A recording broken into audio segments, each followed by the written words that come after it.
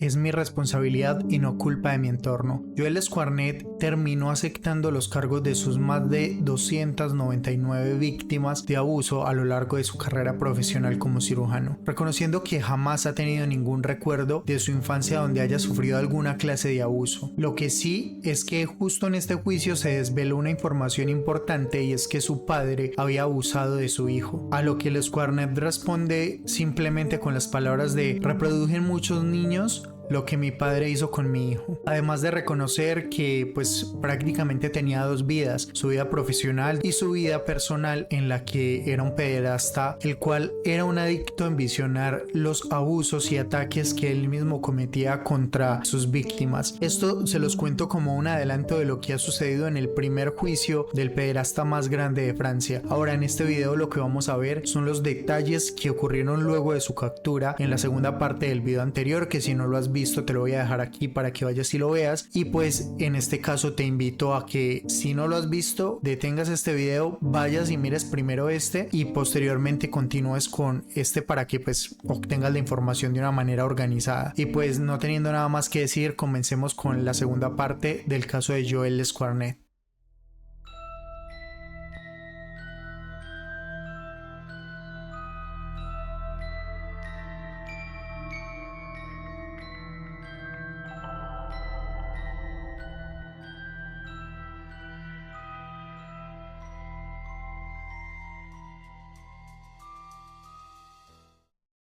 Luego de ser detenido por el abuso a la hija de sus vecinos y a sus dos sobrinas, empezó una extensa investigación para tratar de dar con las 299 víctimas restantes. Los detectives se basaron en toda la información encontrada en los miles de diarios escritos a puño y letra por Joel Squarnett, en los cuales describía con nombre, fecha de la cirugía o del suceso en el cual pues cometió las atrocidades contra estos pequeños. A medida que los detectives leían y revisaban esas páginas de su morboso diario, aparecían más y más menores abusados. El proceso para contactar a estos chicos ya adultos fue sumamente complejo, sobre todo porque muchas de las víctimas ni siquiera sabían que habían sufrido ninguna clase de abusos. Algunos simplemente tenían traumas de infancia a los cuales no le encontraban ninguna explicación. Durante toda su vida estuvieron asistiendo a terapia, pero no encontraban la razón, y es evidente que no recordaban nada, porque uno de los modus operandi que utilizaba Joel era hacer esta clase de actividades cuando las víctimas estaban bajo los efectos de anestesia. Una de las víctimas contó de manera anónima que se enteró de lo que había pasado solo porque la policía la contactó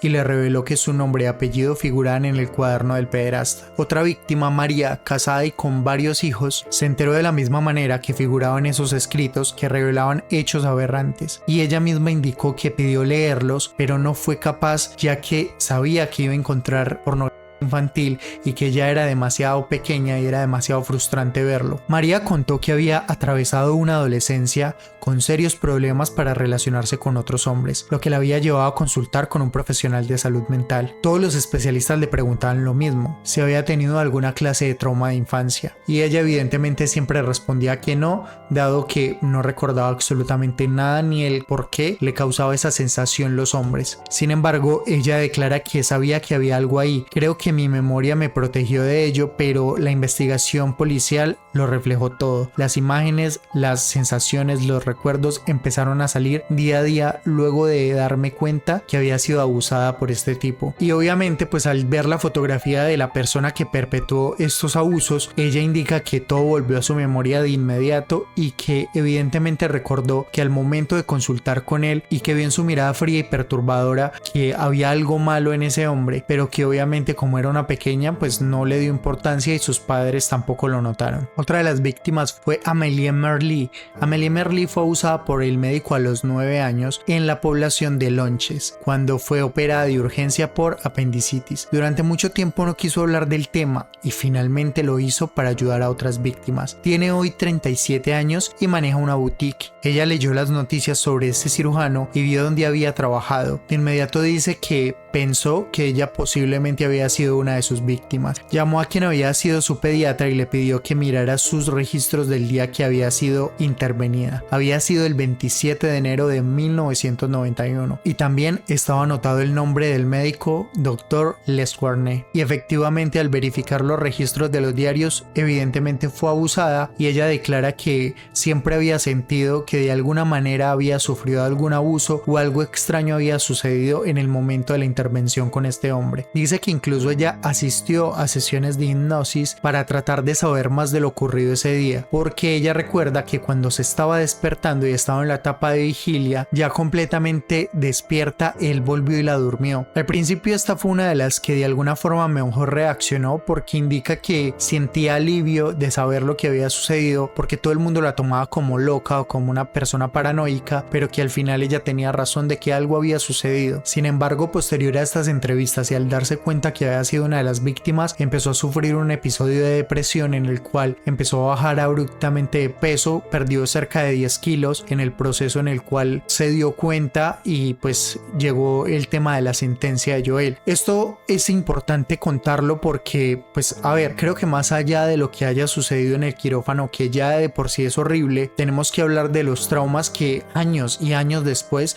le está causando a las mismas víctimas. Y pues esto también lo traigo a colación porque recuerden que al final del video anterior les decía que en Francia solo son 20 años la pena máxima. Entonces quiero darlo como aún más argumentos de que esta pena es una cosa demasiado absurda y que es ilógico que una persona solamente pague con 20 años de prisión cuando hay personas que incluso llevan 37 años de su vida sufriendo por algo que alguien les hizo y ni siquiera ellos eran conscientes de lo que había pasado. Afortunadamente para Amelia, que fue una de las víctimas que terminó más afectada, aunque en un inicio se mostraba bien, ella pues declara que afortunadamente su pareja, sus hijos la han apoyado de una buena forma y esto le ha servido de alguna manera para recuperarse del trauma. Hace una pregunta bastante válida y es: ¿por qué una persona durante 30 años o más de 30 años está solo en una sala con niños, una persona de este calibre, y nadie se da cuenta de lo que sucede? No hay una auditoría. O sea, para muchos nos es difícil como cuestionar si realmente el tipo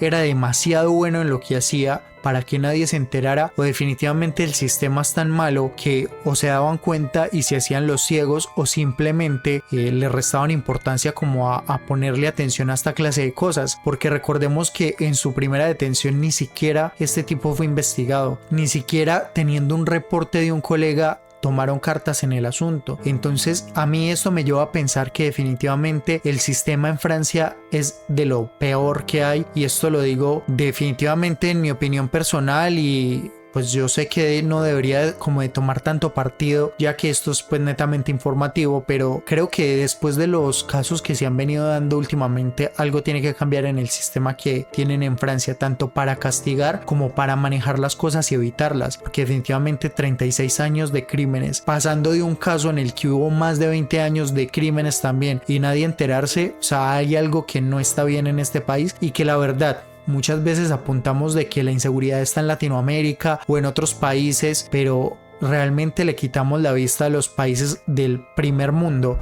Pero pues miren las cosas que suceden justamente por esto. Y a mi opinión personal, si a mí hoy alguien me dice si es más peligroso de irme a un país, que normalmente no voy a decir nombres de países, pero que digan que es muy inseguro, a irme a Francia, preferiría irme al país que digan que es muy inseguro, porque las cosas que suceden allá, o sea, están más horribles y lo quieren como tapar siempre, como maquillar para no dañar la imagen del país, pero realmente lo que es, pues está saliendo a la luz en los últimos casos que han estado desvelándose. Bueno, Lesquarnet explicó cómo había procedido y las precauciones que tomaba para evitar ser capturado. Incluso aceptó que había documentado cada uno de los abusos cometidos y repitió que su mujer no desconocía sus hábitos.